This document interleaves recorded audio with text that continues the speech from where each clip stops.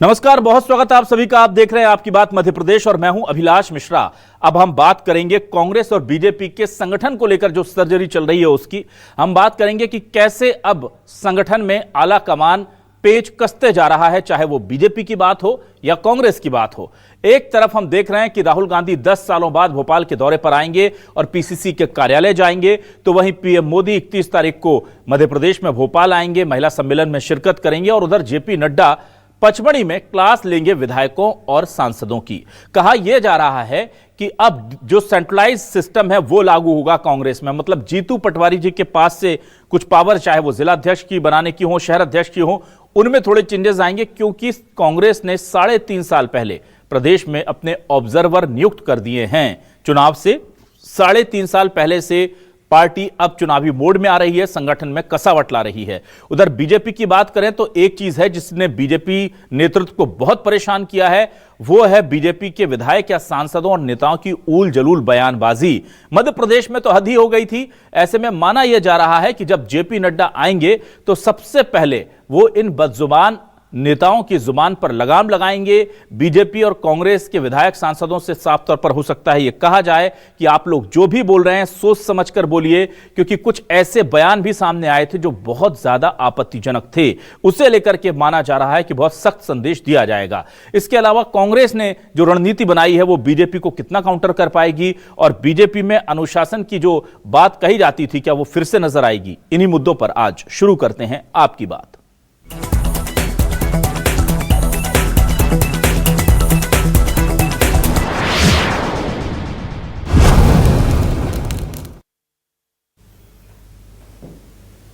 और आइए सबसे पहले देखते हैं कि क्या कह रहे हैं हेमंत कटारे, उपनेता प्रतिपक्ष, और राजपाल सिसोदिया, बीजेपी से वरिष्ठ नेता प्रवक्ता। दोनों के बयान सुनिए, अपने अपने संगठन और दूसरों के संगठन को लेकर क्या कहा जा रहा है, सुनिए। पारदर्शी प्रक्रिया को कांग्रेस ने अपनाने का काम किया है कि ऐसा नहीं हो कि कोई किसी नेता का खास व्यक्ति और उसकी पैरवी से बन जाए, ऐसी लोगों की शिकायतें आती थी। तो बिल्कुल एक पारदर्शी प्रक्रिया जिसमें एआईसीसी के प्रतिनिधि ऑब्जर्वर के तौर पे हर जिले में रहेंगे, उनकी सहायता करने के लिए पीसीसी के भी ऑब्जर्वर रहेंगे। इनके कैबिनेट मंत्री विजय शाह हो, चाहे उप मुख्यमंत्री हो, चाहे पूर्व केंद्रीय मंत्री हो, चाहे राज्यसभा सांसद हो, चाहे इनके विधायक हो। उसके बाद भाजपा ने निर्णय लिया है कि 14 से 16 जून तक पचमढ़ी के अंदर एक प्रशिक्षण शिविर दिया जाएगा, जिसमें विधायकों को और सांसदों को बोलने की ट्रेनिंग दी जाए। देशभक्ति जागृत करनी है तो कम से कम 1 महीने का इनके लिए शिविर लगाएं, उसमें बोलने की इनको ट्रेनिंग दी जाए और सिखाया जाए कि देश के बारे में और सेना के बारे में कैसे बोला जाता है। कांग्रेस जैसा करती है, कांग्रेस को ऐसा ही सब दिखता है। प्रशिक्षण के माध्यम से कार्य की ओर तीव्रता हो सके, कार्य के प्रति और समर्पण हो सके, इस दिशा में हम काम करते हैं। प्रतिपल प्रशिक्षण, नित्य प्रशिक्षण, ये हमारी कार्य पद्धति का अंग है। अब कांग्रेस इसको नहीं समझ सकते ना। Bharatiya Janata party with different है। हमारे यहाँ पर हमारी अलग विशिष्ट कार्य पद्धति है और उस विशिष्ट कार्य पद्धति का यह प्रशिक्षण वर्ग एक महत्वपूर्ण अंग है, महत्वपूर्ण सत्र है। और आइए अब देखते हैं आज के हमारे सवाल क्या हैं। सवाल लेकर आ रहे हैं आपके सामने। हमारे सवाल ये रहे, कांग्रेस ने संगठन को लेकर पेच कसे, चुनाव से 3.5 साल पहले ऑब्जर्वर में जिला शहर अध्यक्ष नहीं बना पाएंगे जीतू पटवारी, गुजरात मॉडल के तहत ऑब्जर्वर लेंगे जिम्मेदारी। पचमढ़ी में बीजेपी विधायक सांसदों की क्लास होगी, उल्टे सीधे बयानों पर लगाम लगेगी।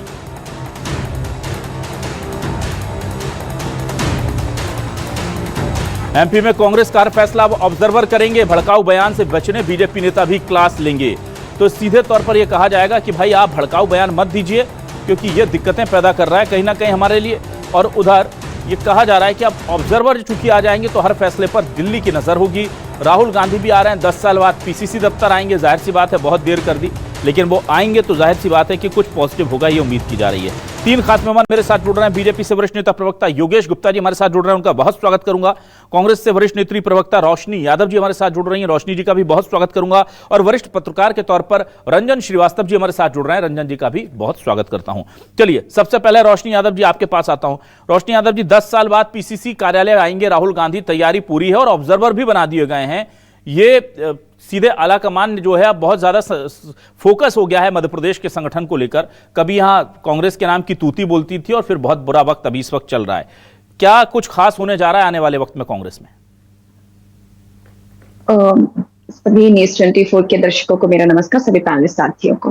देखिए, कांग्रेस का जो अभी लेटेस्ट अधिवेशन हुआ था उसमें आदरणीय राहुल गांधी जी ने और उस अधिवेशन में बिल्कुल साफ शब्दों में कहा था कि अब जमीन पे काम करना है, हमें पिछड़े वर्गों के लिए काम करना है, दलित शोषित वंचित के लिए काम करना है, संगठन पे काम करना है, क्योंकि संगठन में वो स्पष्टता आनी चाहिए। और इस तरीके का जो कार्यकर्ताओं से बात निकल कर आ रही है कि किस तरीके से हमें काम करना चाहिए, तो अब उसके लिए आदरणीय राहुल गांधी जी के नेतृत्व में पर्यवेक्षक सुनिश्चित कर दिए गए हैं। वो पर्यवेक्षक हर जिले में जाकर के जिले का जो हमारे जमीनी कार्यकर्ता हैं उनसे रूबरू होंगे, उनसे फीडबैक लिया जाएगा और एक संगठन का जो प्रारूप है वो बहुत ही उसको कह लें कि प्रशिक्षण के तरीके से बारीकी से पूरा फीडबैक लेके, बूथ का सर्वे लेकर के, और जो जिले का नेतृत्व जो बहुत ही अच्छा कार्यकर्ता है, कर्मठ है, जो सक्रिय है, उसको पहले पायदान पे तवज्जोता दी जाएगी। तो मुझे लगता है कि इससे बहुत बड़ा बदलाव होगा, क्योंकि आज हमारे प्रदेश के अध्यक्ष जीतू पटवारी जी को भी प्रदेश अध्यक्ष बनाया है। तो हम मानते हैं कि एक बहुत बड़ा बदलाव था मध्य प्रदेश के लिए। उस पर भी कई सवाल खड़े होते थे, लेकिन राहुल जी ने उस पर विश्वास किया और आज पूरा संगठन उनके साथ मिलकर के मध्य प्रदेश में जो भारतीय जनता पार्टी की तरफ से जो अनर्गल बयानबाजी इनके नेताओं की तरफ से की जाती है, उस पर लगातार हम जमीनी मुद्दे, गरीब हो, किसान हो, महिला हो, युवा हो, जिससे ये हमेशा भटकाने का काम करते हैं, वो लगातार आदरणीय जीतू पटवारी जी के पूरा संगठन मजबूती से बात को उठा रहा है और जमीनी लेवल पे कार्यकर्ता उठा रहे हैं। अभी आपने खंडवा का भी कितना जो है जघन्य अपराध हुआ है और प्रशासन, सरकार सत्ता में लगातार 25 साल पूर्ण करने वाली है भाजपा की सरकार, लेकिन ये कितने बेलगाम होते जा रहे हैं। और मुझे लगा, क्योंकि आप आज हमारे संगठन पे बात कर रहे हैं और वहीं जब बीजेपी का जिक्र आया कि उन्हें भी एक प्रशिक्षण की जरूरत है, और वाकई आज के समय की अगर बात की जाए तो बीजेपी को प्रशिक्षण की जरूरत है। और मुझे लगता है कि ये 3 महीने में इनको शिक्षा नहीं मिल सकती, क्योंकि जो देश की बेटी जो पूरे देश को सुरक्षा देती है, गौरवान्वित करती है, उस पर ये टिप्पणियां करते हैं। तो मुझे लगता है कि थोड़ा ज्यादा समय लेना चाहिए। जी जी जी, ठीक है रोशनी जी। योगेश जी आपके पास आता हूं। योगेश जी देखिए, पचमढ़ी में विधायकों और सांसदों की क्लास लगेगी और आप लोग हमेशा प्रशिक्षण देते रहते हैं, लेते रहते हैं, अच्छी बात है। बीजेपी हमेशा अपने आप को एक्टिव मोड में रखती है, पर कहा जा रहा है कि इस बार ये पूरा प्रशिक्षण शिविर जबान संभाल के वाली क्लास जो है उस पर फोकस होगा, क्या कहेंगे आप? भारतीय जनता पार्टी एक कैडर बेस्ड संगठन है और समय समय पर भारतीय जनता पार्टी के शीर्ष नेतृत्व और प्रादेशिक नेतृत्व द्वारा बौद्धिक और प्रशिक्षण सत्र आयोजित किए जाते रहते हैं। न केवल हम अपने कार्यकर्ता बल्कि विधायक और सांसदों को भी प्रशिक्षण देते हैं, उनका बौद्धिक सत्र भी लेते हैं। वहीं दूसरी तरफ हम 24/7 365 दिन जनता के बीच में भी रहते हैं, किसी न किसी आयोजनों के माध्यम से निरंतर जनता से जुड़े रहते हैं और अपनी योजनाओं का जो संचालन है उसका फीडबैक लेते हैं। तत्पश्चात हमको मध्य प्रदेश की जनता अपना जनादेश देती है। अथक प्रयासों के माध्यम से आज भारतीय जनता पार्टी का यह संगठन शीर्ष तक पहुंचा है और निश्चित रूप से शीर्ष पर ही रहना है। तो इसके मद्देनजर प्रशिक्षण भी जरूरी है और बौद्धिक सत्र भी जरूरी है। वहीं दूसरी तरफ कांग्रेस पार्टी जो अपने ऑब्जर्वर की बात कहती है, तो दूसरे शब्दों में कहें कि 55 छलनी एआईसीसी लगाएगी और 50 छलनी मध्य प्रदेश कांग्रेस कमेटी लगाई। लगभग 100 छलनी लगाने की कवायद जो कांग्रेस के एआईसीसी और प्रादेशिक संगठन द्वारा की जा रही है, उसमें प्रश्न चिन्ह उठता है प्रदेश अध्यक्ष जीतू पटवारी के ऊपर, क्योंकि अभी तक कांग्रेस पार्टी के 5 से 7 जिलों में तो जिलाध्यक्ष ही नहीं है, और जिन जिलों में है वो 3 से 6 साल पुराने हैं, 7 साल पुराने हैं। और कांग्रेस पार्टी में अमूमन ये ऑब्जर्वर, पर्यवेक्षक, ये सब शोबाजी है। होता वही है जो बड़े नेता चाहते हैं, तो या तो उनके पट्टों को बनाया जाता है या उनके उत्तराधिकारी को बनाया जाता है। 1 मिनट और लूंगा अभिलाष जी। हेमंत कटारे जी की बाइट सुनी मैंने आपके टीवी चैनल पर जी। हेमंत कटारे जी ने कहा कि ट्रांसपेरेंसी, बताइए आप हेमंत कटारे जी को जानता कौन था जब तक इनके पिताजी जिंदा थे, स्वर्गीय सत्यदेव कटारे जी। तो ये उनके उत्तराधिकारी के रूप में इन्होंने कांग्रेस संगठन के लिए कोई ऐसा विशेष योगदान नहीं दिया कि सीधे इन्हें विधायक की टिकट पकड़ा दी गई। ये छोटे से कार्यकर्ता भी नहीं हुआ करते थे। तो ये कांग्रेस पार्टी में यही परिपाटी चली आ रही है। परिवारवाद इनका मुख्य हथियार है और पट्टाबाज दूसरा हथियार है, और इसी के मद्देनजर ये सब होने जाएगा। कोई विशेष फर्क नहीं पड़ने वाला, राहुल गांधी आ जाए या खड़गे जी आ जाए, मध्य प्रदेश में कांग्रेस पार्टी अप्रासंगिक हो चुकी है, मध्य प्रदेश की जनता की निगाह से उतर चुकी। चलिए रंजन श्रीवास्तव जी, देखिए दोनों बड़े अच्छे से डक कर गए मेरे उन सवालों को। एक तरफ तो योगेश जी ने से मैंने पूछने की कोशिश की कि क्या पूरा फोकस बदजुबानी पर रहेगा, लगाम लगाने पर रहेगा, क्योंकि हर कोई बोल चुका है वरिष्ठ नेता की सोच समझकर बोलना है सेना के शौर्य को लेकर या कोई भी संवेदनशील मुद्दे को लेकर। क्या आपको लगता है बीजेपी की क्लास में सबसे बड़ा जो पीरियड होगा, लेसन होगा, वो उसी का होगा? और दूसरा, क्या जीतू पटवारी जी की शक्तियां अब कम हो गई हैं? क्योंकि ऑब्जर्वर आज जब आ जाते हैं तो यह माना जाता है कि प्रदेश अध्यक्ष के पावर्स जो है वो काफी कटिल हो जाते हैं। जी, जो पहला सवाल आपका है उसमें तो मुझे लगता है कि क्या बोलना है इसके बजाय बोला जाएगा कैसे चुप रहो आप, क्योंकि बोल के तो पूरा नुकसान कर रही है पार्टी जी, और बैठे बिठाए अपोजिशन को या दूसरी कंट्री तक को आप मौका दे रहे हैं। जो विजय शाह का बयान था उसके बारे में बोल रहा हूँ आप। मध्य प्रदेश का नाम खराब संदर्भों में आ रहा है। अब ये घटना हाईवे पे हुई है, पूरे पार्टी की बंदाई में हुई। पहले पार्टी ने कहा कि हमारे सदस्य नहीं है, फिर क्या हो सकता है कि मिस्ड कॉल से प्रासी सदस्य बन गए हों। तो ये जो छटनी नहीं हो रही है पार्टी मेंबर बनाने में, आपने सब कुछ कर दिया है, खोल दिया है, ओपन डोर पॉलिसी कर दिया है, उसमें छटनी हो नहीं पा रही है। दूसरा का एक बड़ी अच्छी परंपरा हुआ करती थी अभिलाष जी, जो संगठन महामंत्री हुआ करता था पार्टी में, नागरिक संगठन के ऊपर, सरकार के ऊपर भी लगाम लगाता था कि कौन सा नेता क्या बोला, उसका जो पब्लिक में उसका आचरण क्या है, कंडक्ट क्या है, बिहेवियर क्या है, तो निगाह रखते थे, उसको कॉल करते थे कोई भी गड़बड़ होने पे। अभी लग रहा है कि संगठन सत्ता के बीच में कोई समन्वय करने वाला, ऐसी चीज़ों पे निगाह रखने वाला कड़ाई से, जो कभी कप्तान सिंह सोलंकी जी किया करते थे, अन्य जो संगठन महामंत्री थे बाद में, या माखन सिंह जी किया करते थे, अभी लग संगठन मंत्री का जो एक वजूद होना चाहिए था पार्टी में, उसकी वजह से सत्ता में जो मंत्री लोग हैं कुछ भी बोले जा रहे हैं, कुछ भी किए जा रहे हैं, उससे नुकसान पूरी पार्टी का पूरे देश में हो रहा है। पार्टी खुद महसूस कर रही है। तो मेरा मानना जो प्रशिक्षण होगा उसमें बोला जाएगा क्या आप कैसे मत बोलो, आप नहीं बोल के ज़्यादा आप फायदा पहुंचाओगे बनिस्बत बोल करके। नंबर 1 जो जीतू पटवारी का आपने बात कहा कि अभी लगता है पार्टी को पिछले जितना समय मिला जीतू पटवारी को, लोकसभा में कुछ कर नहीं पाए, और जाहिर कम समय था, कुछ करना मुश्किल था, लेकिन अभी पार्टी में एक असहज स्थिति पैदा हो गई है कि ऑलमोस्ट 25 साल सत्ता बाहर हो जाएगी अगर ये टर्म पूरा होगा। 15 महीने छोड़ दीजिए, तो पार्टी करे तो क्या करे। तो मुझे लगता है कि थोड़ा सा डिसेंट्रलाइज पार्टी करना चाहती है, लेकिन साथ में पार्टी का कुछ बढ़ने वाला, जैसे आपने शुरू में कहा 10 साल बाद राहुल गांधी आ रहे हैं, मुझे लगता है लगातार आना चाहिए। मध्य प्रदेश ऐसा स्टेट है कि जहां पार्टी को हाथ छोड़ना नहीं चाहिए। आपने जहां छोड़ा वो बीजेपी ले गई, 25 साल आप बाहर चले गए। तो पार्टी को बहुत नज़दीक से, बहुत ही करीबी से, बहुत ही ताकत से अपना यहाँ पे, स्टेट तो रहे आपको सेंट्रल का दखल रखना ही पड़ेगा जिससे पार्टी ठीक खड़ी हो पाए यहाँ पे।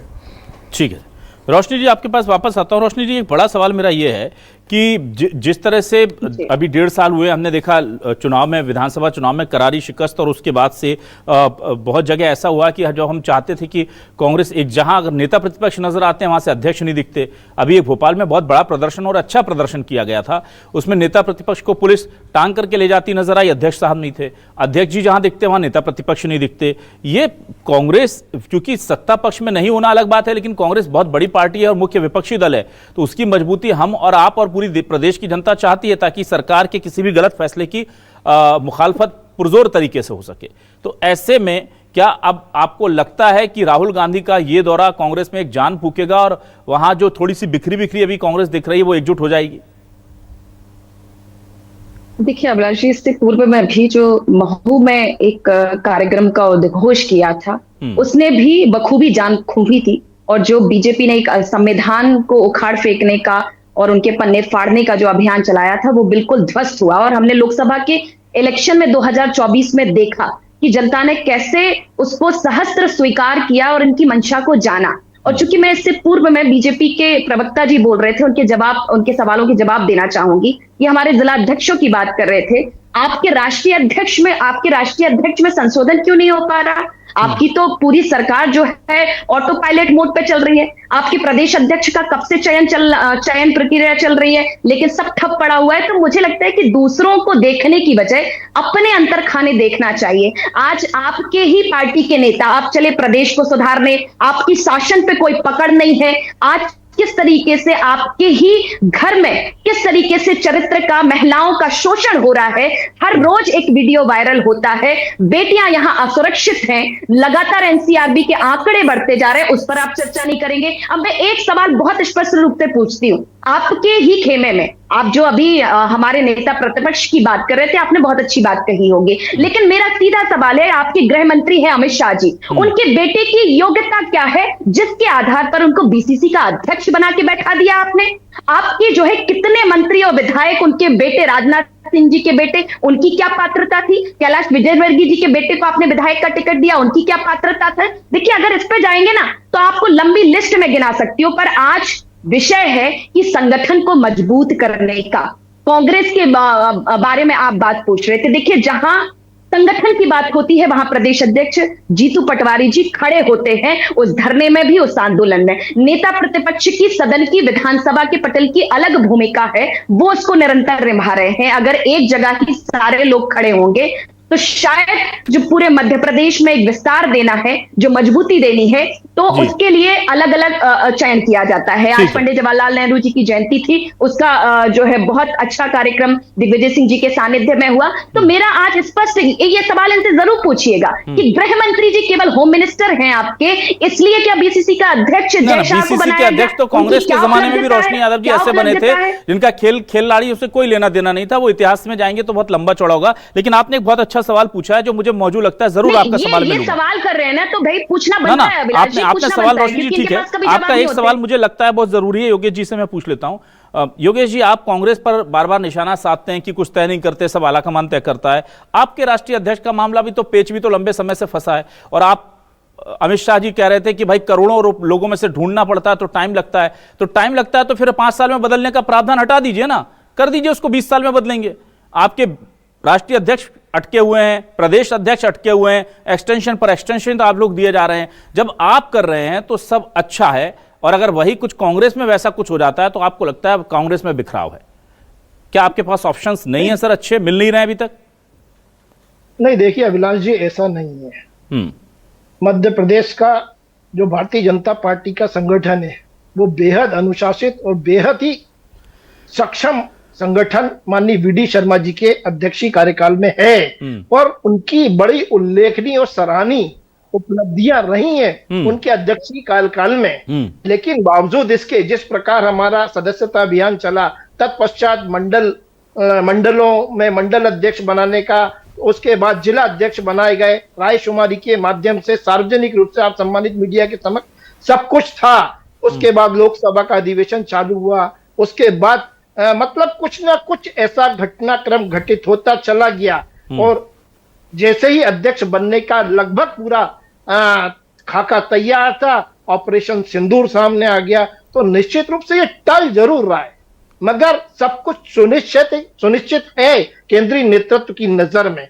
लेकिन हम विचलित इसलिए नहीं है कि वर्तमान प्रदेश अध्यक्ष जो है माननीय वीडी शर्मा जी, वो दोनों मोर्चों पर बहुत बखूबी अपने कार्यों को अंजाम दे रहे हैं। वहीं राष्ट्रीय अध्यक्ष जेपी नड्डा जी भी दोनों अपने कार्यों को पूरी तन्मयता के साथ संचालित कर रहे हैं, बैठक लेने अभी आ रहे हैं, जैसा कि आपकी रिपोर्टिंग में बताया। वहीं दूसरी तरफ मध्य प्रदेश कांग्रेस के जो प्रदेश अध्यक्ष हैं, वो प्रदेश कांग्रेस के इतिहास में सबसे असफल अध्यक्ष रहे हैं, क्योंकि 2.5 लाख से ज्यादा कांग्रेस के कार्यकर्ताओं ने इनके मात्र 1.5 वर्ष के अल्प कार्यकाल में कांग्रेस पार्टी छोड़ी है। उसके बावजूद भी कांग्रेस पार्टी छोड़ छलनी लगाने जा रही है, 50 एआईसीसी से, 50 प्रदेश से, और दिल्ली में बैठकर राहुल गांधी जी पिछले 25 साल से कांग्रेस को जीवित नहीं कर पा रहे हैं। तो उनसे भूल रहे हैं, आपके पास कितनी छलनी है, आरएसएस की छलनी है, विश्व हिंदू परिषद की छलनी है, एबीपी की छलनी है, कितनी सारी छलनी लगी है, और कितने दरवाजे खटखटाने पड़ते हैं कार्यकर्ताओं को, कितने दरवाजे खटखटाने पड़ते हैं। इसी प्रकार कांग्रेस के प्रवक्ता बौखला जाते। चलिए ठीक है, जब इनका समय आता है तो वो point two point. Yogesh ji अपनी बात पूरी कीजिए प्लीज। जी, तो मैं यही कह रहा था कि मध्य प्रदेश का जो प्रदेश अध्यक्ष अवेटेड है, निश्चित रूप से केंद्रीय नेतृत्व की पूरी तैयारी है। और जैसे ही माननीय प्रधानमंत्री जी थोड़े से फ्री होंगे, माननीय हमारे गृह मंत्री जी, माननीय राष्ट्रीय अध्यक्ष जी अभी आ रहे हैं, और इनके जाने के बाद मैं समझता हूं हफ्ते 10 दिन में आपको प्रदेश अध्यक्ष भी मिल जाएंगे। हमारे 60 जिला अध्यक्ष बन चुके हैं, हमारा पूरा मंडल का खाका तैयार है। 65,365 बूथों पर हमारी 11 लोगों की टीम तैयार है, उसमें 3 महिलाओं की भागीदारी सुनिश्चित है। हमारा संगठन बूथ से लेकर प्रदेश स्तर और राष्ट्रीय स्तर तक पूरी तरह से संगठित है, इसीलिए हमको किंचित मात्र भी भय नहीं है। चलिए रंजन जी आपके पास आता हूं। रंजन जी देखिए, बड़ा सवाल जुड़े रहते हैं। ठीक है सर। रंजन जी, बड़ा सवाल यह है कि राहुल गांधी जी मध्य प्रदेश में, चूंकि अभी हम देख रहे हैं कि पिछले 10 सालों से तो विपक्ष में रहे हैं राहुल गांधी जी, और मध्य प्रदेश के पीसीसी कार्यालय जो देश का दिल है वहां वो 10 सालों में अब आ रहे हैं। क्या ये हाई टाइम है उनके आने का, या थोड़ी देर कर दी है? बहुत देर कर दी हुजूर आते आते, उन्हें पहले आकर के थोड़ा फोकस हो जाना था यहाँ। क्या वो साउथ में देखते रह गए चीजों को? जी योगेश जी।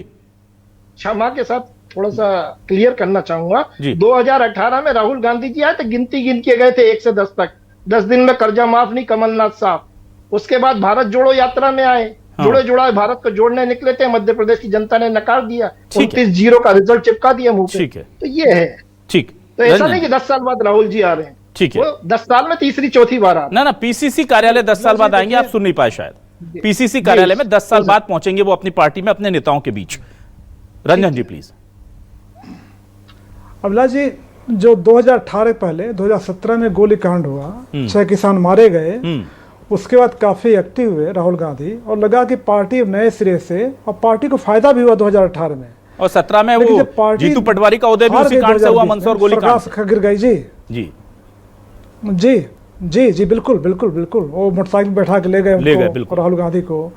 तो अब लगा कि हाँ, राहुल गांधी मध्य प्रदेश में एक्टिव हो गए हैं, और उनकी वजह से पार्टी और ज्यादा रिवाइव कर जाएगी। उसमें भारत जोड़ो यात्रा भी आई थी अभिलाष जी मध्य प्रदेश में। हाँ, पीसीसी नहीं गए वो तो, लेकिन पीसीसी से जो संबंध उनका है, जो होना चाहिए, कहें कांग्रेस से जो संबंध है राहुल गांधी का, जिस स्तर पे होना चाहिए, कांग्रेस का लीडरशिप है, मैं सबकी बात करूं, जो होना चाहिए, बिल्कुल सत्य नहीं हुआ। इसलिए पार्टी में एक हताशा व्याप्त है। मुझे लगता है कि अगर पार्टी का स्टेट लीडरशिप कहीं की जिम्मेदार है या जिम्मेदार होता है, तो सेंट्रल लीडरशिप को जिम्मेदारी लेनी पड़ेगी कि पार्टी उस तरह से नहीं खड़ी हो पाई, उसमें वो भी जिम्मेदार है। चाहे पार्टी के वर्कर का सिलेक्शन हो, बड़े नेताओं को आगे बढ़ाना हो, उनको जगह जिम्मेदारी देनी हो, तो बिल्कुल मैं आपकी बात सहमत हूँ। देर हुआ है, लेकिन अभी भी अगर, चूंकि 3 साल बाकी है चुनाव में मध्य प्रदेश में, अगर लगातार संपर्क बनाए रखते हैं, लगातार आते रहते हैं, और कार्यकर्ताओं का मनोबल बढ़ाए रहते हैं, तो कार्यकर्ताओं के लिए अच्छा होगा, पार्टी के लिए अच्छा होगा। जाहिर सी बात है कि अभी कांग्रेस ने बहुत पहले से संगठन को मजबूत करना शुरू कर दिया है, और सबसे अच्छी चीज़ ये है कि यहाँ पर हम देख रहे हैं कि जो बीजेपी करती रही है अभी तक, लगातार बैठकें, मंथन और एक केंद्रीय स्तर से निगरानी, वो सब अब कांग्रेस दोबारा से कर रही है। कांग्रेस के संगठन की क्षमता देश ने देखी है। सबसे लंबे वक्त तक कांग्रेस शासन में रही, फिर वो अपने मूल जड़ों से दूर हुई, और उसके बाद उसका दुष्परिणाम उसने देखा। बीजेपी ने अपने अनुशासन को बनाए रखा, लेकिन अब ऐसा लग रहा है कि अनुशासन की वो जो डोर है वो कहीं ना कहीं छिटक रही है, टूट रही है, छूट रही है। दोनों ही पार्टी के सबसे बड़े नेता यहां पर आकर के संगठन को संभालने की कोशिश करेंगे। 3 सालों में संगठन कितना संभलेगा और मध्य प्रदेश का सियासी माहौल कितना बदलेगा, ये वक्त बताएगा। कोशिशें दोनों तरफ से जारी हैं। बहुत शुक्रिया योगेश गुप्ता जी, रोशनी जी और रंजन जी हमारे साथ जुड़ने के लिए, इस डिबेट का हिस्सा बनने के लिए। तमाम मेहमानों का शुक्रिया, दर्शकों का भी बहुत शुक्रिया। नमस्कार।